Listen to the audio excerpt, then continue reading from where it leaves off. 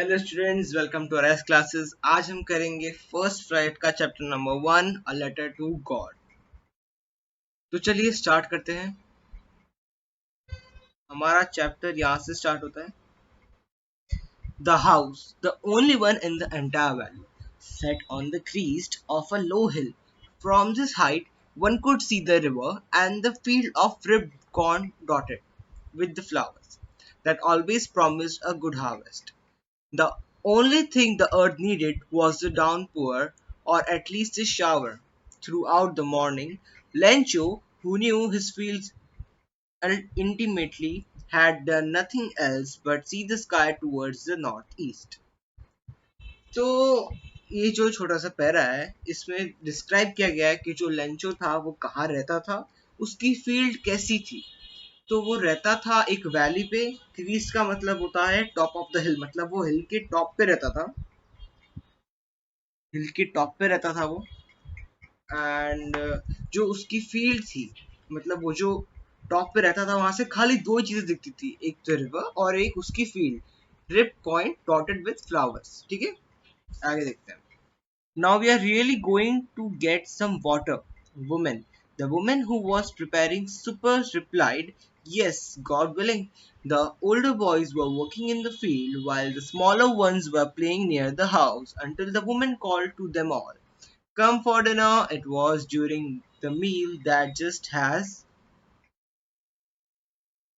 Lencho had predicted, big drops of rain began to fall.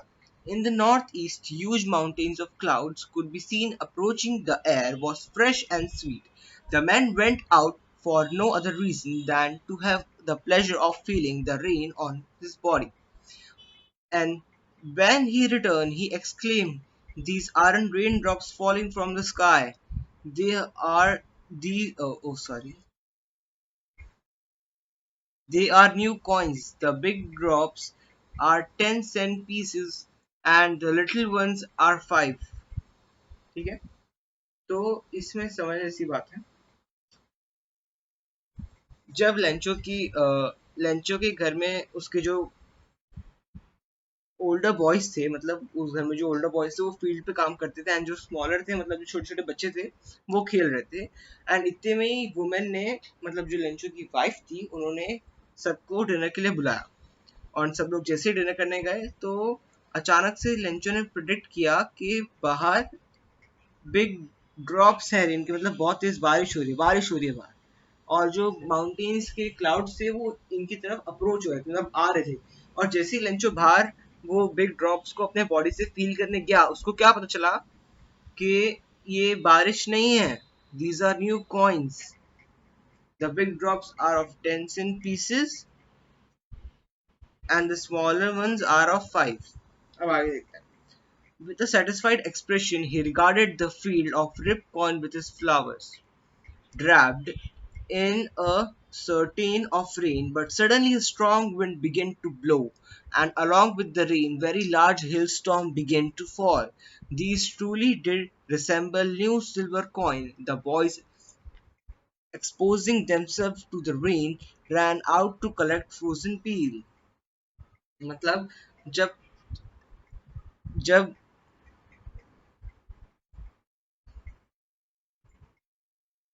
जो रिपकॉइन की field थी लंचो की, वहां पे अचानक से तेज हवा चलने लगी है, एंड अचानक से मौसम एकदम बदल गया। एंड वहां पे हेल स्टॉर्म चालू हो गया। हेल स्टॉर्म मतलब बर्फबारी, बोला जो बोलता है ना, बर्फ गिर रही है, स्नोफॉल, वो अचानक से स्टार्ट हो गई। एंड जो the story did resemble new silver coin resemble. It's really getting bad now, exclaimed the man. I hope it passes quickly. It did not pass as quickly. For an hour, the hail rained on the house, the garden, the hillside, the cornfield, on the whole valley. The field was white as it covered with salt. Not a leaf remained on the trees. The corn was totally destroyed. The flowers were gone from the plants. Lencho's soul was filled with sadness. When the storm has passed, he stood in the middle of the field and said to his sons, A plague of locusts could have left more than this. The hail have left nothing. This year we will have no corn. That night was sorrowful ones. All our work for nothing. There's no one who can help us. Well, all go hungry this year. Okay, तो अब हम इसको समझते हैं. जैसे ही उन्होंने एक्सक्रीम किया कि ये मतलब ये हिल स्टॉर्म गिर रहे हैं, ये बारिश नहीं है, ये स्नोफॉल है, तो उन्होंने विश किया कि आई विश कि ये जो स्नोफॉल है वो जल्दी चली जाए वरना हमारा काफी नुकसान हो जाएगा. और फिर उन्होंने बताया, सब वो एकदम सैड हो गए थे, एकदम सब लोग सैड हो गए थे. और फिर उन्होंने बोला a plague of locusts could have left. ठीक है, मतलब insects which fly in big swarm and destroy crops. मतलब वो जो वो नहीं होते insects होते हैं जो फील्ड पे जाके या जो फार्म में जाके सब खा जाते हैं, वो भी इनसे कम डिस्ट्रॉय करते हैं, वो भी इससे कम हार्म करते हैं फील्ड को. पर ये स्नोफॉल ने तो कुछ भी नहीं छोड़ा. अब हम आगे देखते हैं. But in the hearts of all who lived in the solitary house in the middle of the valley, there was a single hope, help from God.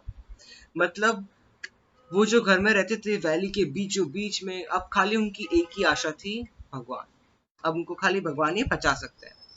Don't be so upset, even though it seems like a total loss. Remember, one dies of hunger. No one dies of hunger, sorry. That's what they say. No one dies of hunger.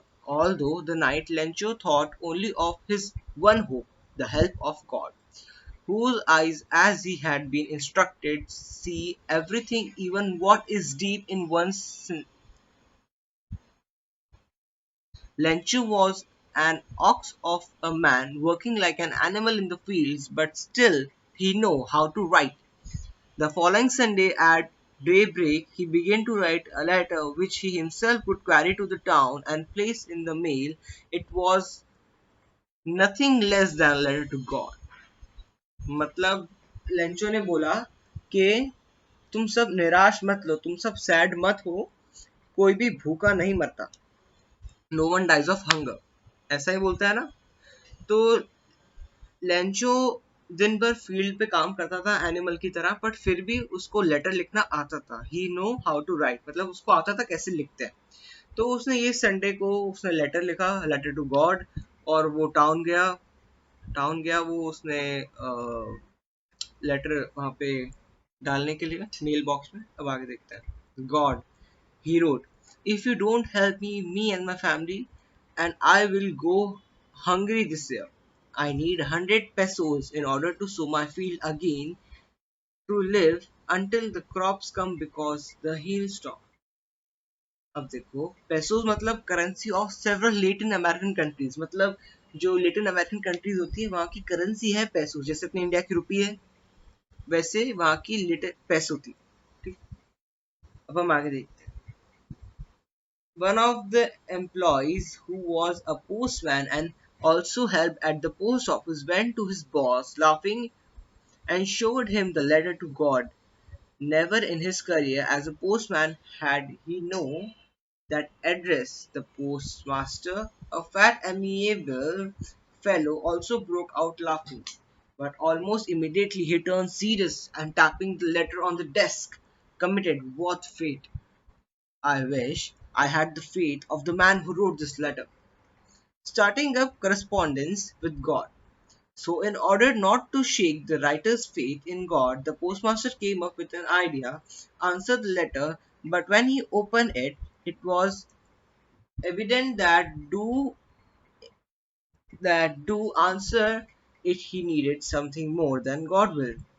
Ink and paper, but he stuck to his resolution.